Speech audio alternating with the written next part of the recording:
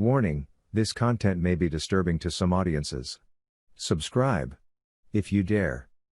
I'm thankful I was an unarmed security, because if I'd had a gun, I would have either shot him or accidentally shot myself while trying to shoot him. Hey everybody, welcome to ANECDOSED. People ask Reddit. Redditors who spend a lot of time in seclusion, at sea, in the air or out in the wilderness. What's the creepiest or most mysterious thing you've seen, found or experienced? Number 1. Commenter. Lived in Germany for many years while my father was stationed there, US Army.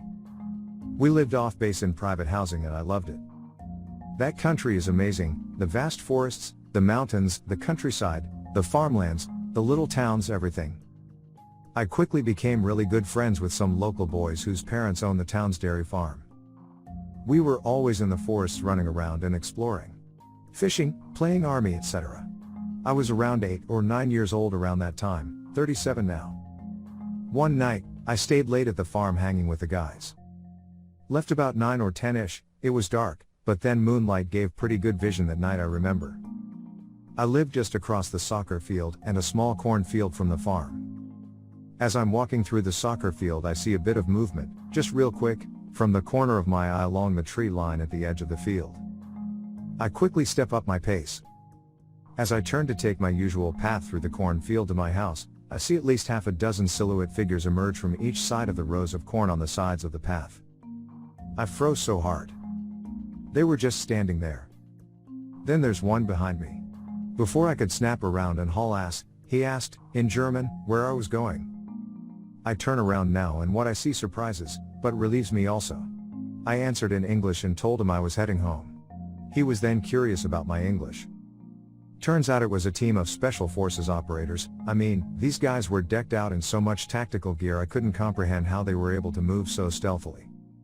Night vision goggles, packs, bags, weapons, there was even a dog. They looked like total effing badasses, who were using these small towns off base to do some training. I just happened upon them this particular night. I'll never understand why they chose to break cover and show themselves. They could have easily just stayed put and I would have walked right by them none the wiser. They walked me home as it was on their way back, they said. Started off creepy for me, but it was actually pretty cool.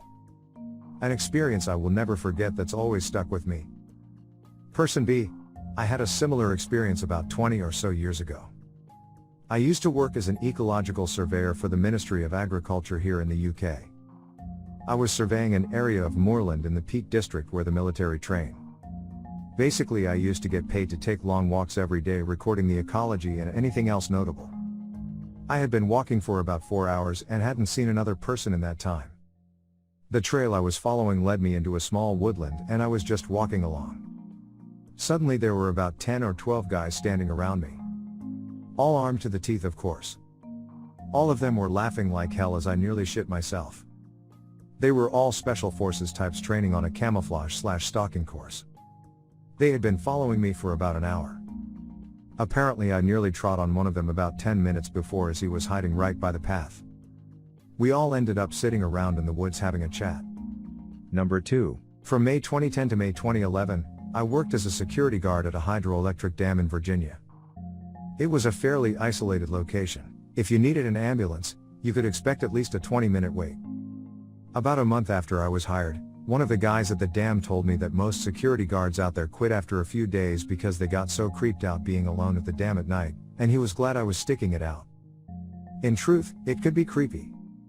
Sometimes at night, when I was patrolling the basement level of the dam itself, I'd think about the fact that I was 50 feet below the waterline on the low side, the only human being in about a mile and a half radius. Sometimes I'd hear weird noises in the woods, or catch a flash of a shadow while I was inside the dam. It takes a lot to scare me, though, and I knew I was either hearing critters in the woods or my mind was playing tricks on me. One night, however, something happened that scared the living hell out of me. It was a little after 11 p.m., and I was sitting in the guardhouse reading a book. Suddenly, I heard a tap at the door. What was creepy about the guardhouse at night was that when you had the lamp inside turned on, people could look through the windows at you, but the glare made it difficult for you to see outside. When I heard the tap at the door, I thought it was a bug hitting the glass. It was so faint, and I knew there weren't any contractors at the dam. I had the place to myself. Then the tap came again, more insistent this time. I grabbed my flashlight and opened the door. There was no one there. Then I let the door slip from my hand and it shut behind me. To my left, previously concealed by the door as I had opened it, was a huge man, at least 400 pounds, wearing a gray sweatshirt and gray sweatpants. The sweatshirt was smeared with fresh blood. My heart started hammering. My blood ran cold. I was so scared I couldn't speak. As it turns out, he was a local fisherman who had been fishing off the bridge over the Tailrace, and he was wondering why the power company hadn't started back pumping into the lake yet, because they usually started a little before 11 and that was what always drew in the big striped bass. He was smeared with blood because he'd already caught and gutted a couple and wiped his hands on his shirt. He felt really bad when he realized that he had approached me basically in the same way that a murderer in a horror movie would have. I am thankful to this day that I was unarmed security, because if I'd had a gun, I would have either shot him or accidentally shot myself while trying to shoot him. Number 3. 15 years ago I went camping with 2 school friends in bushland that backed onto my dad's property in Wurree Yallock, Australia.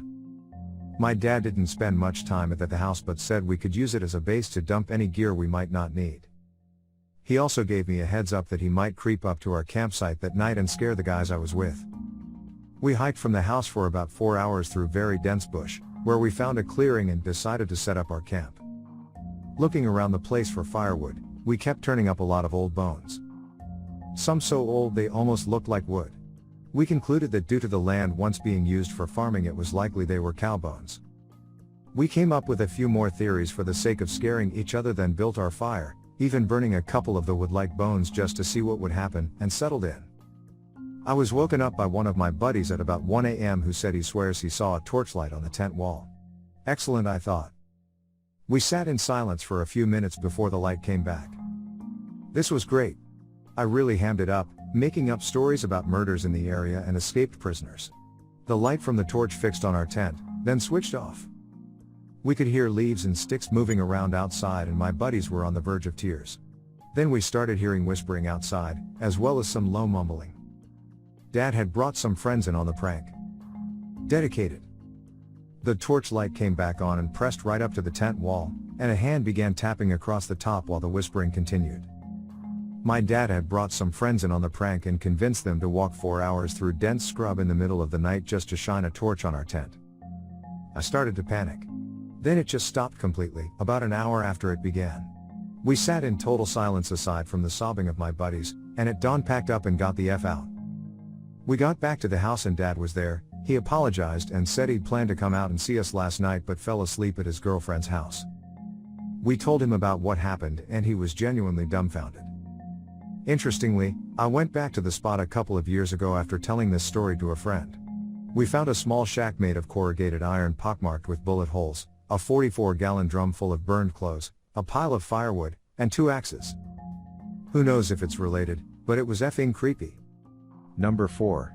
I used to live in rural Panama in a community with no electricity.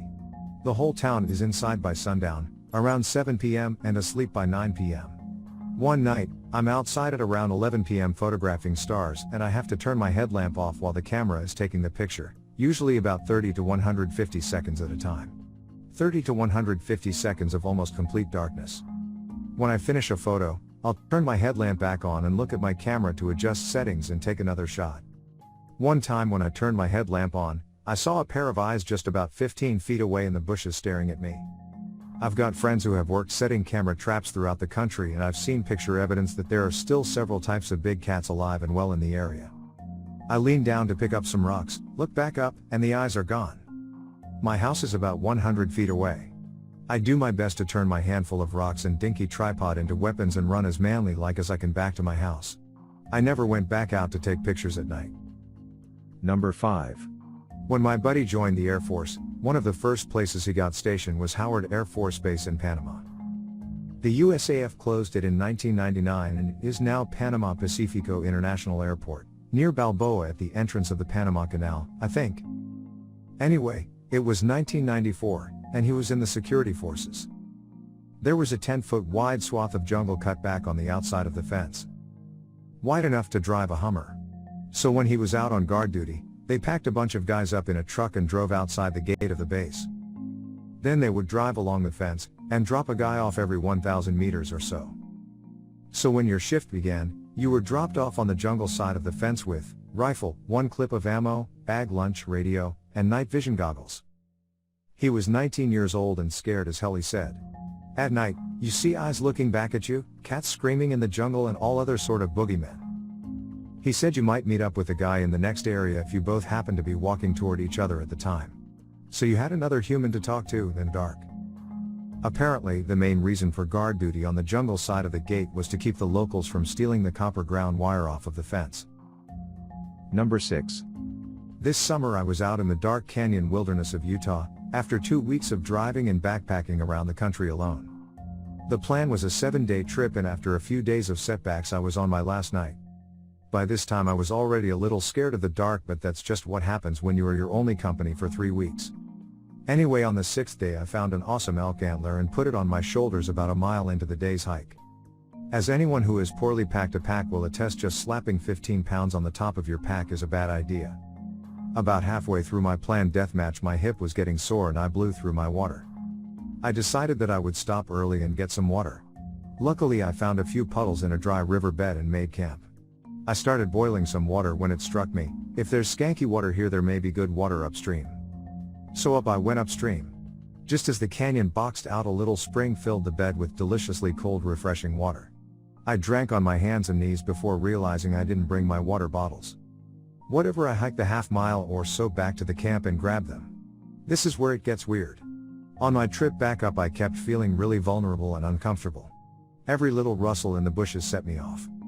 I could hear birds calling in the distance that set me off. I kept looking for something following me. I can only describe my emotion as pure terror. It got to the point where I picked up a branch just in case a cougar tried to attack me. I still kept telling myself that it was just paranoia and I'm fine, but I couldn't shake the feeling that I was being watched. I finally got to the water and filled up my Camelback and bottle, constantly looking over my shoulder.